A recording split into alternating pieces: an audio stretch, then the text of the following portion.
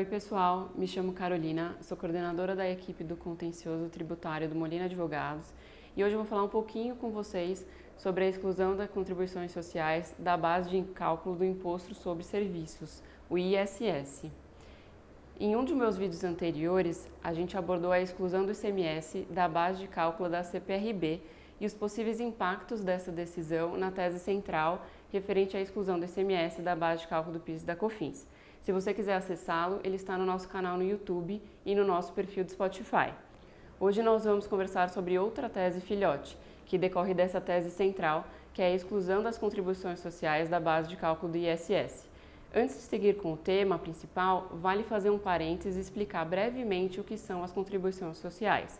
Assim será possível entender o conteúdo e o alcance da decisão favorável sobre a qual falaremos a seguir. Bem, o artigo 149 da Constituição Federal institui 3 tipos de contribuições: as contribuições sociais, as de intervenção e as corporativas. Nós vamos focar aqui na primeira, nas contribuições sociais.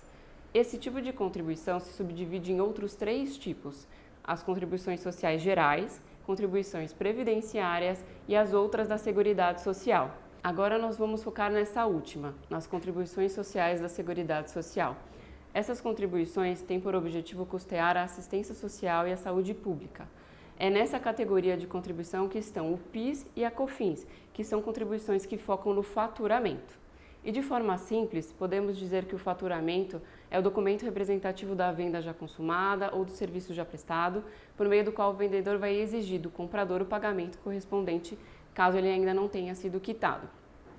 Pronto! Feito esses breves esclarecimentos, podemos seguir com o tema principal.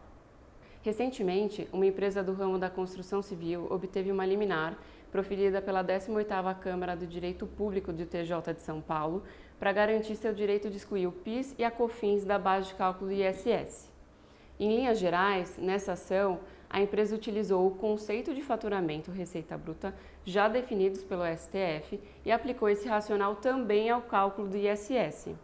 Apenas para relembrar, o STF definiu que o ICMS, que assim como o ISS também é um tributo, não pode ser considerado como receita, pois apenas transita provisoriamente pela contabilidade da empresa até o efetivo pagamento, não integrando, portanto, o patrimônio do contribuinte.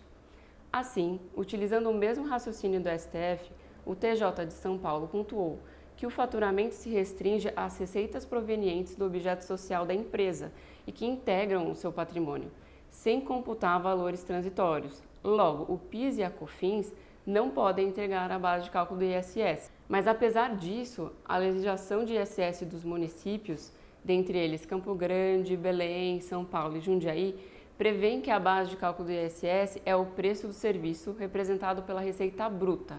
Deve-se restringir ao valor líquido da prestação de serviço, com a consequente exclusão do valor dos tributos, que não contemplam o faturamento da empresa, mas sim encargo fiscal repassado ao ente estatal, respeitando a decisão do STF. Dessa forma, ao exigirem das empresas prestadoras de serviço a inclusão do PIS e da COFINS na base de cálculo do ISS, como se fossem integrantes da receita bruta, os municípios agem em desacordo com o entendimento já afirmado pelo STF, pois tributam valores que não entram no patrimônio das empresas. Bom, pessoal, esse tema é recente e está caminhando favoravelmente aos contribuintes e envolve matéria de interesse de todas as empresas que são prestadoras de serviços localizadas em municípios com a legislação que extrapole o conceito de receita bruta conforme definido pelo STF. Nesses casos, é cabível o ajuizamento de medida judicial para afastar essa indevida inclusão e reaver valores indevidamente recolhidos. Eram esses os pontos e alertas que eu gostaria de trazer para vocês hoje. Se ficou alguma dúvida, eu e todo o time do Molina Advogados estamos à disposição. Um abraço e até a próxima!